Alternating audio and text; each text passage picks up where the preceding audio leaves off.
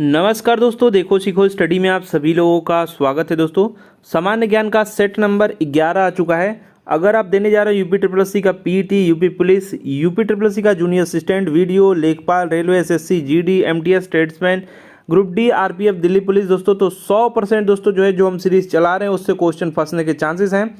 तो यहाँ पर दोस्तों सबसे पहला नंबर जो क्वेश्चन है, क्वेश्चन का लेवल देखिए, आपको समझ में आ जाएगा। हड़प्पा कालीन स्थलों में अभी तक किस धातु की प्राप्ति नहीं हुई है? दोस्तों देखिए, अभी तक जो है लोहा की प्राप्ति नहीं हुई है। हड़प्पा कालीन जो सभ्यता है उसको कांस्य युगीन सभ्यता भी कहते हैं।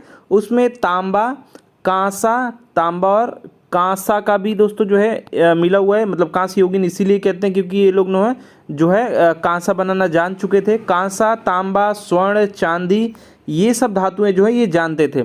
तो कौन सा अभी तक नहीं मिला हुआ है ये पूछा जाएगा, तो आप करेंगे लोहा। ठीक है, और लोहा का जो माना जाता है, देखिए एक तो लोहे में जंग लग जाता है, खत्म हो जाता है, लेकिन जो माना जाता है कि लोहे का जो युग प्रारंभ हुआ वो उत्तर वैदिक काल और लगभग जो है 950 जो है ईस्वी मतलब ईसा पूर्व तक दोस्तों जो है शुरू हो गया था। ठीक है, तो जो हमें साक्ष्य मिले उनके अनुसार ही क्वेश्चन का आंसर देंगे। ठीक है, चलिए नेक्स्ट बात करेंगे। निम्न में से कौन सा अशोक कालीन अभिलेख खरोष्टी लिपि में है? इनमें से कौन सा है जो कि खरोष्टी लिपि में है? तो खरोष्टी लिपि में दोस्तों जो है आपकी जो मानसेहरा है और शहबाजगढ़ी। तो दोस्तों ऑप्शन में शहबाजगढ़ी दिया हुआ है, तो शहबाजगढ़ी जो है ये खरोष्टी लिपि में है। बाकी दोस्तों जो है वो आपका जो है क्या है, बाकी आपका जो है वो आपका ब्राह्मी और प्राकृत भाषा में थी। ठीक है, तो जो आपका ये सब ऑप्शंस दे रखे हैं, जैसे कि इनके जो है 14 जो शिलालेख हैं, इनमें से कुछ नाम जैसे कि फेमस हैं, वो है आपका शहबाजगढ़ी, अभी हमने बात किया, ये खरोष्टी लिपि में है। मानसेहरा भी, और उसके बाद आपका कालसी, ये सब सही है। गिरनार, ये भी यही है, अशोककालीन ही है। ठीक है, धौली, सोपरा, एरड़गुड़ी और जौगढ़, ये सब जो है कुछ इंपॉर्टेंट जो है क्या है शिला अभिलेख हैं। चलिए नेक्स्ट बात करेंगे। धनानंद को हराकर मौर्य साम्राज्य की स्थापना किसने रखी थी? तो धनानंद को हरा करके आप जानते हैं चंद्रगुप्त मौर्य ने जो है मौर्य साम्राज्य की स्थापना रखी थी। ठीक है, इससे पहले जो था वो बहुत ही दीनहीन अवस्था में, या फिर कहें कि जो है बहुत ही साधारण जिंदगी जीते थे। ठीक है, मतलब राज परिवार भी अगर होंगे भी राज परिवार के दोस्तों, तो जो है एकदम मतलब कि दीनहीन अवस्था में रहते थे। ठीक है, इनके गुरु जो है चाणक्य हैं और मंत्री भी कहते हैं। ठीक है, और दोस्तों कुछ इंपॉर्टेंट पॉइंट्स हैं, जैसे कि धनानंद के बारे में, इसका जो सेनापति था वो भद्रशाल था। क्या था? भद्रशाल, याद रखेंगे। और दोस्तों कुछ हायरार्की है, मतलब किसके बाद कौन, मतलब किसका पुत्र कौन है। तो अगर बात करेंगे ना, तो ये चंद्रगुप्त है, इनके पुत्र जो हैं बिंदुसार हैं, और इसका जो पुत्र है वो है अशोक, और अशोक का पुत्र कौन है? कुणाल। तो ये सब हायरार्की याद रखिएगा। ठीक है, नेक्स्ट बात करेंगे। झेलम नदी के किनारे प्रसिद्ध जो है वितस्ता युद्ध किन शासकों के बीच हुआ? याद रखेंगे, वितस्ता युद्ध जो हुआ है वो पोरस और सिकंदर के बीच हुआ है। पोरस और सिकंदर के बीच। ठीक है, पोरस महान भी कहते हैं, सिकंदर महान भी कहते हैं। तो दोस्तों ये जो युद्ध हुआ, इसमें क्या हुआ, इसमें दोस्तों जो है सिकंदर, बोला जाता है कि सिकंदर दोस्तों युद्ध जीत गया, लेकिन दोस्तों सिकंदर ने दोस्तों जो है वितस्ता युद्ध में देखा कि पोरस जो है काफ़ी अच्छा लड़ाका है, या फिर कहें कि बहुत ही अच्छा वीरता उसने दिखाई, तो इसने दोस्तों जो है एक संधि हुआ और उसको दे दिया। ठीक है, जो उसका राज्य था। ठीक है, और मैंने आपको बता ही दिया है। चलिए नेक्स्ट बात करेंगे। 1942 में भारत छोड़ो आंदोलन के वक्त जो है ग्वालियर टैंक मैदान में भारत का राष्ट्रीय ध्वज फहराने वाला व्यक्ति कौन था? तो जो थी अरुणा आसफ अली जी थी। कौन था? अरुणा आसफ अली थे। ठीक है, तो यहाँ पर जो दोस्तों एक जो नाम दिया आपका मातंगिनी हजारा।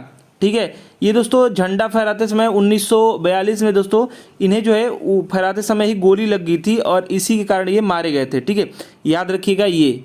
ठीक है, तो अगर हो सकता है क्वेश्चन में ऐसा कुछ पूछा जाए। और यहाँ पर बोला गया है कि जो है कौन फहराने वाला व्यक्ति कौन था? तो अरुणा आसफ अली, याद रखेंगे। ठीक है,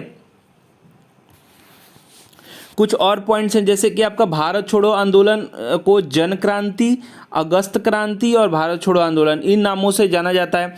और एक और पॉइंट आपके एग्जाम में बहुत बार आता है, ऑपरेशन जीरो। ऑपरेशन जीरो के तहत दोस्तों 9 अगस्त 1942 को दोस्तों अधिकांश जो कांग्रेस के नेता हैं इनको ब्रिटिश सरकार ने बंदी बना लिया था।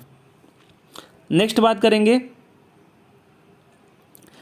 बात करेंगे वायसराय इरविन द्वारा गांधी जी द्वारा प्रस्तुत 11 सूत्री मांग सूची यहाँ पर हो गया है, ठीक है। मांग पर कोई विचार न करने की स्थिति में नमक सत्याग्रह कब शुरू किया गया? तो दोस्तों नमक सत्याग्रह जो शुरू किया गया वो 6 अप्रैल 1930 को स्टार्ट किया गया। और दांडी मार्च जब पूछेगा तो याद रखेंगे, 12 मार्च 1930, ठीक है। इसमें कुछ और भी पॉइंट्स हैं, जैसे कि दोस्तों पूछा जाएगा कि जो है सर्वप्रथम जो है स्वतंत्रता दिवस कब मनाया गया, तो 26 जनवरी 1930 को, ठीक है, याद रखिएगा। और कुछ पॉइंट्स और आपके एग्जाम में पूछे जाते हैं कि जो है दांडी यात्रा जो है कितने दिनों में हुई, तो ये 24 दिनों में हुई है, ठीक है। और दोस्तों यहाँ पे जो है साबरमती से दांडी तक जो है चला गया था, ठीक है, पैदल यात्रा थी। 78 जो है साथियों के साथ जो है गांधी जी जो है चलना शुरू किए थे।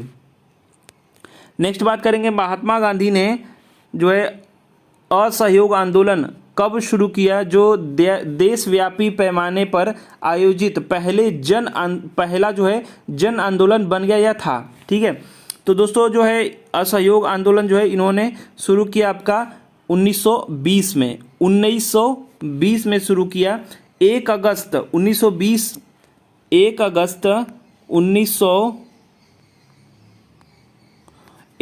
1920 में गांधी जी द्वारा दोस्तों ये स्टार्ट किया गया, जो बाद में जो है देशव्यापी आंदोलन जन आंदोलन बन गया। 1 अगस्त 1920 को दोस्तों जो है बाल गंगाधर तिलक जी की मृत्यु हो गई थी, ठीक है।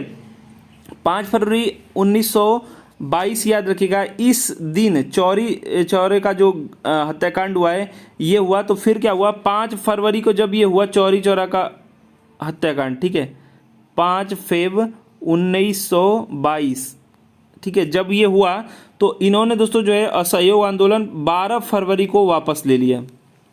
क्या किया, असहयोग आंदोलन 1922 को 12 फरवरी को वापस ले लिया, ठीक है। और बात किया जाए कि पहला जो असहयोग आंदोलन जो था ना, इसकी विशेषता ये थी कि हिंदू और मुस्लिम दोनों साथ में थे और एक व्यवस्थित और प्रथम जो है संगठित आंदोलन था। नेक्स्ट बात करेंगे, हंटर आयोग का गठन किस लिए हुआ? तो जो हंटर आयोग था दोस्तों ये हंट किया गया, ऐसे याद कर सकते हैं। तो जो 13 अप्रैल को जनरल डायर ने क्या किया था, जो गोलियां नधून चलवा दी थी 1919, ठीक है, तो इसी की जांच के लिए ये हुआ था, ठीक है, याद रखिएगा, ठीक है। रॉलेट एक्ट के द्वारा दोस्तों जो है ये क्या करते थे, किसी को भी उठा लेते थे और सब चीज़ें हैं। तो असहयोग आंदोलन से एक और पॉइंट याद रखेंगे कि एनी बेसेंट तथा जो बिपिन चंद्र पाल हैं कांग्रेस के जो है असहयोग आंदोलन से सहमत नहीं थे और उन्होंने कांग्रेस को छोड़ दिया था, ये भी याद रखेंगे, ठीक है। तो ये इसमें जो राइट आंसर हो जाएगा वो सी हो जाएगा, जलियांवाला बाग हत्याकांड के जांच के लिए। नेक्स्ट बात करेंगे, भारतीय राष्ट्रीय कांग्रेस के प्रथम अधिवेशन निम्न में से किसकी पदावधि में हुआ? पदावधि मतलब यहाँ पर किसके शासनकाल में कहें या फिर किसके टेन्योर में हुआ, तो ये हुआ है आपका डफरीन के टेन्योर में, यानी कि ऑप्शन बी राइट आंसर हो जाएगा, ठीक है। डफरीन जो है वायसराय थे, वो 1884 से 88 तक, ठीक है, इस टेन्योर में हुआ है, ठीक है। किसका, ये दोस्तों जो है कांग्रेस का प्रथम अधिवेशन ये कहाँ हुआ, ये मैंने आपको बता रखा है कि गोकुल दास तेजपाल संस्कृत महाविद्यालय में हुआ है 28 दिसंबर 1885 में। तो ये टेन्योर किसका है, ये डफरीन का टेन्योर है, ठीक है, मतलब ये जो है डफरीन का जो है समय है, लॉर्ड डफरीन का। तो राइट आंसर इसका बी हो जाएगा, ठीक है। अगर बात किया जाए दोस्तों कि आनंद कुमार बोस और जो है सुरेंद्र नाथ बनर्जी द्वारा स्थापित दोस्तों जो है एक इंडियन एसोसिएशन है, वो आपका उसका जो है 1876 ईस्वी में दोस्तों जो है स्थापित है, ठीक है, किसके द्वारा, आनंद कुमार बोस और सुरेंद्र नाथ बनर्जी द्वारा स्थापित है, ठीक है। और कांग्रेस के प्रथम महासचिव A.O. ह्यूम थे, ये भी बहुत बार एग्जाम में आ चुका है। ठीक है, 1887 में, ठीक है, मद्रास अधिवेशन में सर्वप्रथम जो है देसी भाषाओं में भाषण दिया गया। देसी मतलब जो हमारे देश की भाषाएं हैं। ठीक है, और 88 में इलाहाबाद अधिवेशन में प्रथम कांग्रेस के जो है संविधान का निर्माण हुआ। ठीक है, नेक्स्ट बात करेंगे, भारत के किस राज्य की सीमा जो है नेपाल से मिलती है? तो नेपाल की दोस्तों इनमें से जो है सिक्किम हो जाएगा। ठीक है, कुछ इंपॉर्टेंट पॉइंट्स हैं जो कि आप ध्यान से सुनेंगे। भारत जो है भारत के जो 5 राज्य हैं जो कि नेपाल के साथ सीमा बनाते हैं, एक तो सिक्किम हो गया, उसके बाद उत्तराखंड याद रखेंगे। ठीक है, उसके बाद दोस्तों आपका यूपी याद रखेंगे, बिहार याद रखेंगे, यूपी बिहार और पश्चिम बंगाल वेस्ट बंगाल याद रखेंगे। तो ये आपका 5 जो राज्य हैं जो कि क्या करते हैं, नेपाल के साथ सीमा बनाते हैं। कुछ और आप लिखना चाहें तो और आप लिख सकते हैं, भारत के जो है 7 पड़ोसी देश हैं। ठीक है, 7 अगर पड़ोसी देश पूछ दे तो 7 देश हैं। कौन कौन हैं? तो एक तो आपका बांग्लादेश, फिर उसके बाद आपका बांग्लादेश हो जाएगा, म्यांमार हो जाएगा। ठीक है, उसके बाद आपका भूटान हो जाएगा, चीन हो जाएगा, फिर चीन के बाद दोस्तों आपका जो है नेपाल एक तो हो जाएगा, फिर अफ़गानिस्तान हो जाएगा। ठीक है, अफ़गानिस्तान आपका हो जाएगा, पाकिस्तान हो जाएगा। तो ये आपके 7 हैं। ठीक है, 7 देश जो हैं वो भारत के पड़ोसी हैं। चलिए नेक्स्ट बात करेंगे, पृथ्वी के किस मंडल में ओजोन परत पाया जाता है? तो ओजोन परत दोस्तों समताप मंडल में पाया जाता है। ठीक है, समताप मंडल यानी option number A right answer हो जाएगा। जितनी भी घटनाएं परिवर्तन होता है हम लोग जिसमें रहते हैं, क्षोभ मंडल है नीचे वाला, वायुमंडल आप जानते हैं, मध्यमंडल। तो मेन इंपॉर्टेंट पॉइंट इसमें यह है कि 32 से लेकर के 60 किमी की ऊंचाई पर दोस्तों ये जो है ओजोन परत दोस्तों जो है वायुमंडल के लगभग 32 से 60 किमी ऊंचाई पर ये मिलती है। ठीक है, और कुछ इंपॉर्टेंट पॉइंट्स ये हैं कि आपका 85 में सबसे पहले 1985 में दोस्तों जो है क्या, ये आर्कटिक क्षेत्र में जो है ओजोन परत में छेद देखा गया था, या फिर कहें कि छिद्र देखा गया था। और इसी के लिए 1987 में दोस्तों जो है मॉन्ट्रियल प्रोटोकॉल या फिर समझौता हुआ था। 16 दिसंबर याद रखेंगे। ठीक है, 16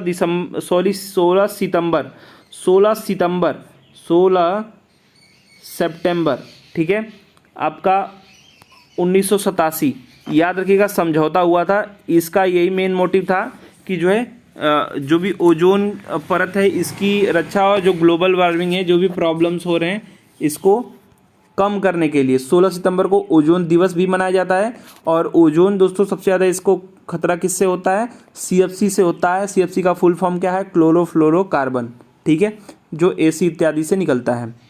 नेक्स्ट देखिए, इनमें से कौन सा जोड़ा सही है? सही मतलब कि इनमें से कौन किसके बराबर लिखा हुआ है दोस्तों? तो यहाँ पर अभ्यारण्य है, ये अभ्यारण्य है और ये आपके राज्य हैं। तो देखिए बंदीपुर जो अभ्यारण्य है, बंदीपुर ये कर्नाटक में है। ये कहाँ है? जिनको लिखना है लिख लीजिएगा, कर्नाटक में ये है। ठीक है, उसके बाद मानस कहाँ है? ये असम में है। ठीक है, रणथंबोर राजस्थान सही है। और सिमलीपाल जो है, ये सिमलीपाल जो है ये उड़ीसा में है। कहाँ है? ये उड़ीसा में है। तो आपका जो है यहाँ पर जो सही है वो ऑप्शन नंबर C वाला ही सही है। नेक्स्ट बात करेंगे, अरावली और विंध्याचल के बीच कौन सा पठार स्थित है? अरावली और विंध्याचल के बीच मालवा का पठार स्थित है। मालवा, C इसका राइट आंसर हो जाएगा। ठीक है, और अरावली पर्वत जो राजस्थान राज्य में स्थित है, इसका जो सर्वोच्च जो शिखर है उसका नाम है गुरु शिखर। क्या नाम है? गुरु शिखर है। ठीक है, अरावली जो है सबसे पुरानी पर्वत का उदाहरण है। ठीक है, अब विंध्याचल दोस्तों जानते हैं यूपी, मध्य प्रदेश और छत्तीसगढ़, गुजरात, बिहार तक ये फैला हुआ है। ठीक है, भारत का नवीनतम पर्वत बात करेंगे तो शिवालिका श्रेणी याद रखिएगा। ठीक है, नवीनतम। ठीक है, मैकाल पठार दोस्तों कहाँ पर है? छत्तीसगढ़ में है। ठीक है, कुछ इंपॉर्टेंट पॉइंट्स और हैं, जैसे कि आपका जो सतपुड़ा पहाड़िया ये मध्य प्रदेश में है। पश्चिम घाट पर्वत जो सह्याद्री के नाम से जाना जाता है, ये भी कई बार एग्जाम में आ चुका है। नेक्स्ट बात करेंगे, इनमें से कौन सी नदी गंगा की एक सहायक नदी नहीं है? नहीं वाला बताना है। तो भीमा जो है ये नहीं है, भीमा जो है गंगा की सहायक नदी नहीं है। भीमा जो है दोस्तों किसकी है? कृष्णा नदी की सहायक नदी है। किसकी है? कृष्णा नदी की ये है। भीमा नदी का जो उद्गम स्थल है वो भीमशंकर पर्वत श्रेणी से है, और भीमा नदी महाराष्ट्र के दक्षिण पूर्व में बहने के बाद कृष्णा नदी में मिल जाती है।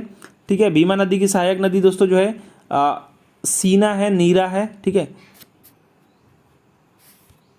नेक्स्ट बात करेंगे, सांसद स्थानीय विकास निधि योजना कब आरंभ की गई?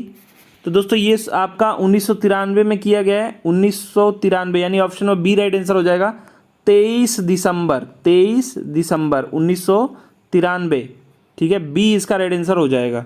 ठीक है, इस योजना से दोस्तों जो है जो भी मतलब स्थानीय चीज़ें हैं उसको जो है उसको निपटाने के लिए जो है सांसद अपना अपना करेगा उसके हिसाब से। ठीक है, और यह योजना ग्रामीण विकास मंत्रालय द्वारा दोस्तों 1994 में पहली बार जो है जारी किए गए दिशा निर्देश अनुसार जो है संचालित है। नेक्स्ट बात करेंगे, दूसरी पंचवर्षीय योजना की रूपरेखा किसने तैयार किया? तो पीसी महान लोबिस ने दोस्तों जो है तैयार किया। ठीक है, पहला अगर आ जाता है तो हैरोल्ड डोमर ने पहली पंचवर्षीय योजना, और ये दूसरी पंचवर्षीय योजना ये आपका 1951 से 56 चला, और जो है और ये आपका चला 1956 से 61। ठीक है, तो पीसी महालनोबिस पे ये था, और जो पहली था वो दोस्तों जो है पंचवर्षीय योजना वो हैरोल्ड डोमर मॉडल पे आधारित था। दूसरी बात ये याद रखेंगे कि दोस्तों जो है ये पहली जो थी वो मतलब उसमें मेन जो फोकस किया गया वो कृषि पे, और दूसरी जो है वो उस पे दोस्तों जो है उद्योग आदि, चिकित्सा आदि, स्वास्थ्य से रिलेटेड चीज़ों पर फोकस किया गया। और इसी दूसरी पंचवर्षीय योजना में 3 जो है चीज़ें मतलब बनाई गई हैं, संयंत्र बनाए गए। कौन कौन? राउरकेला इस्पात संयंत्र उड़ीसा में, और भिलाई इस्पात संयंत्र छत्तीसगढ़, दुर्गापुर इस्पात संयंत्र ये आपका बनाया गया पश्चिम बंगाल में। तो तीनों याद रखेंगे, राउरकेला ये उड़ीसा में, भिलाई वाला जो है छत्तीसगढ़, और दुर्गापुर इस्पात संयंत्र ये दोस्तों आपका वेस्ट बंगाल में। दूसरी जो था वो कारखाने कालीजे या उद्योग पे मेन था। पहला जो था वो कृषि पे। नेक्स्ट बात करेंगे, राजकोषीय नीति किस अर्थशास्त्री द्वारा दिए गए आर्थिक जो है सिद्धांत पर कार्य करता है?